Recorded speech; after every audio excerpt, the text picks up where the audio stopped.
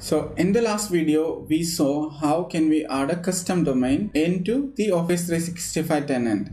And in this video, we are going to talk about a hybrid infrastructure wherein how can we convert or how can we synchronize the on-premise identity to the cloud so that you create a hybrid identity infrastructure.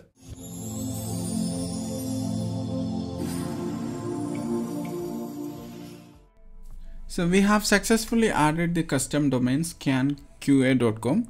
Now we are all set to create accounts and add licenses. Instead of creating accounts manually on cloud, what we will do, we will synchronize the account from our Office Active Directory server to the cloud. So the tool that we are going to use to synchronize the identity from on-premise to cloud is Azure AD Connect. It is a Microsoft tool designed to meet your hybrid identity requirement. The first step that we need to do is to download the Microsoft Azure Active Directory Connect under Manage section of Azure Active Directory from the Azure portal. It is a very small software that can be installed on a server within your infrastructure in order for you to connect the Azure AD with the on-premise Active Directory. Copy the downloaded file into the server and initiate the installation. The installation process is very simple. Just follow the default instructions. No changes whatsoever is required. Now the application is opening post the installation, and here is where we start the configuration process. If you see it in the page, it's saying it is configuring the synchronization of identities in the current AD for us, which is domain 1, and wherein at the bottom you can also see that the domain1.local is not a routable domain. Of course, .local is not supported. So we need to have a UPN added to the Active Directory in order to ensure that a routable domain is available within our Active Directory. So we create routable domain based on our primary domain. In my case, it is scanqa.com. So I assume that you already have a domain that you own by you or your company and which is already added to the Office 365 tenant. If you have not done that step, you must do it before you start the Active Directory AD Sync installation. So now go to Active Directory Domains and Trust and add an additional UPN which is routable, and then modify the user properties and ensure that the users are using the new UPN that we have created now.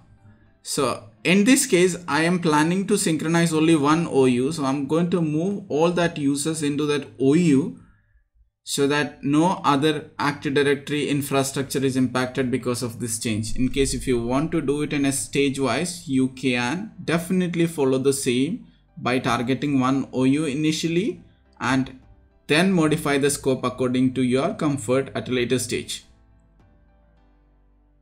Some of these changes in UPN can impact the application authentication within your infrastructure. So ensure that you follow all the precautions, testing and everything before you modify the UPN for all the users together. So let's get back to the AD Connect server and reinitiate the process in order to get the new changes reflected onto the Azure AD Connect configuration. So if you want to customize some of the properties of the installation, you may do that. For example, if you want to use a different SQL server or SQL server, if you want to specify a location where you want to install this.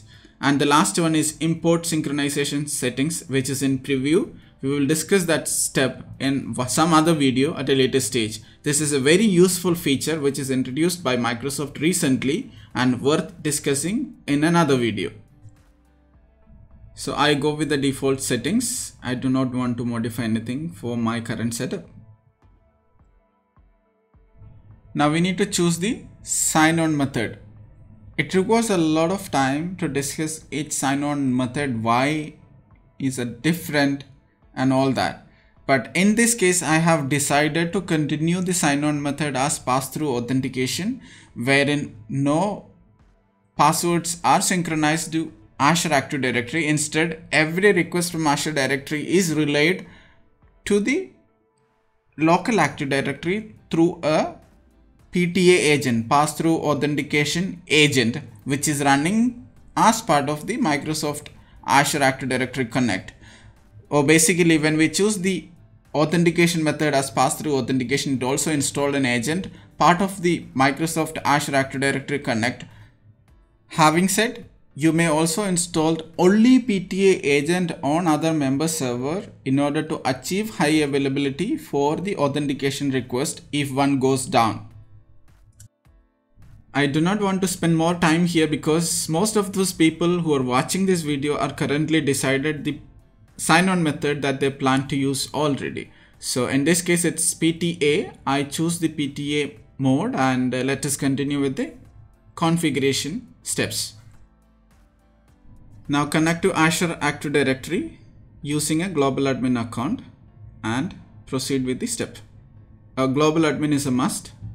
Please do not use any other permission level or do not customize it, because the recommended or the only available method to connect to Azure Active Directory for this configuration is through a global admin account. If MFA is enforced for these admins, you will have to complete the multi-factor authentication as well, part of the process, which is supported in all latest version of Azure Active Directory Connect server. Now connect to local Active Directory using an enterprise administrator account.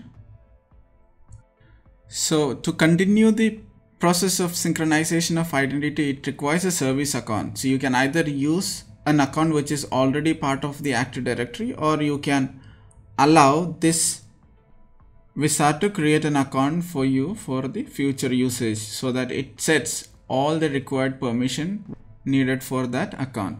I have decided to initiate a creation of a service account part of the wizard, and now the Active Directory is connected with the enterprise admin privileged account.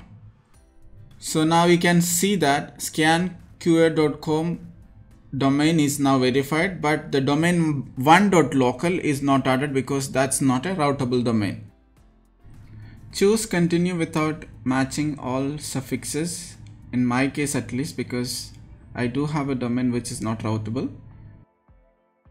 Now, in this section is where we have to choose which OUs that are required to be synchronized. If you want to synchronize the whole domain, you can go with the default, but in my case, I am only planning to synchronize one of the OUs inside my local Active Directory. Leave this default unless you have any specified requirement by reading each statements. You can do further filtering out here by specifying the group DNs. There are more optional features available. If you have an Exchange infrastructure, you may need to go Exchange Hybrid, then you'll have to choose that. Likewise, you have many other optional features which can be enabled at a later stage if you wish to enable it. And definitely we will speak about password write back and the Exchange Hybrid deployment in another video very soon. You can do a final review of the settings that we have selected part of the process. And in case if you do not want to initiate a sync as soon as the installation finishes, you can uncheck the option. Before that, let's go back to the Azure Active Directory and see the accounts available out there before we install or before we complete the Azure Active Directory Connect configuration. If you go back to the users, we only have very few users. None of them have this scanqa.com as the UPN name. So let's go back to the Azure AD Connect and finish the configuration by clicking on install button. This process can take some amount of time, depends upon your network connectivity, the configuration changes that you've made and all that, Please stand by until it finishes. Do not rush. Another bit of information which is important to mention out here is about the firewall configuration, the port exceptions, the URL that requires to be allowed in order to complete the configurations are also mentioned in the document which I mentioned below. You might ensure that you allowed all the required URLs and port in order for the operation to complete successfully. So the configuration is done successfully, and we only have a warning which is about the non-routable domain, which is not a problem for us. We can easily ignore it. And let's go back to the Azure Active Directory and see if it has initiated any synchronization, so that the users that we have targeted on a specified OU should be available in the Azure Active Directory. Yes, all the users are available. Now you have a hybrid identity or hybrid AD infrastructure available, wherein your on-premise Active Directory is getting synchronized to the Azure Active Directory, and you can start assigning required licenses based on the Microsoft Cloud offering. We can create some filtering based on the directory synchronized option, so that we will only see the account which are synchronized right from the local Active Directory. But if you observe, you can see that Praveen Balan account is not having scanqa.com. It's because we haven't assigned proper UPN from the local Active Directory. In local Active Directory, if you go back and check for this particular account, you will see that this account is still using domain1.local.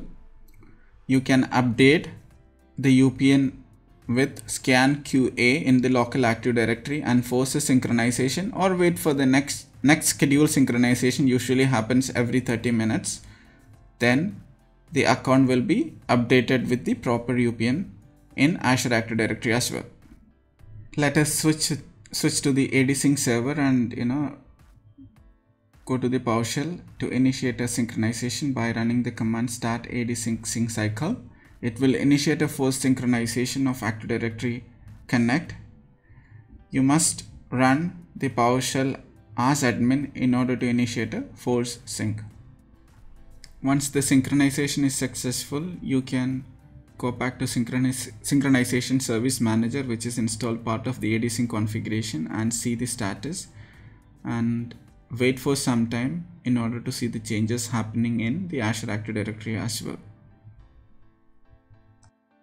You can see that the changes that we did in Active Directory is already fetched by the Azure AD Connect, and these changes should be available in the Azure AD as well in a short while. So let's switch to portal and refresh, and it should be available. Yes, it is available. Now we can assign some services, basically licenses for this user, cloud licenses for this user, and try to log into office.com and see if I can use the on-premise password to authenticate to cloud services. I'm using an incognito window in order to avoid any saved password. To know it perfectly, yes, you can say sign in to office.com and use Praveen Balan at scanqa.com and use the on-premise password to get authenticated.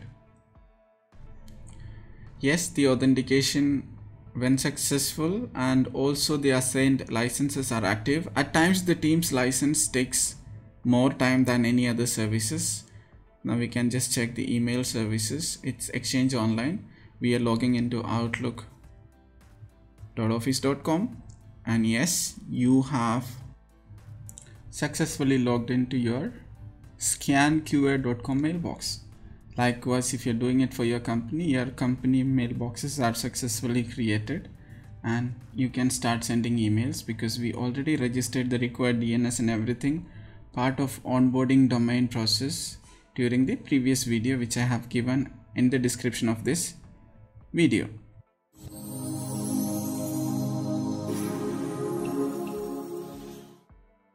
So now we have seen how can we synchronize the on-premise identity to the cloud, and I hope you enjoyed it and it was easy to understand. If then, do not forget to subscribe the channel and also click on the reminder button so that you get notified on the new videos that I'm going to come up very soon. Many of us do not want to host all the services in cloud. In the next videos that I'm going to come up with, we will speak more about how can we create an Exchange hybrid deployment and create mailboxes either in on-premise Exchange server or in the Exchange Online. How does it work together? So till then, this is Praveen Balan signing off. Bye.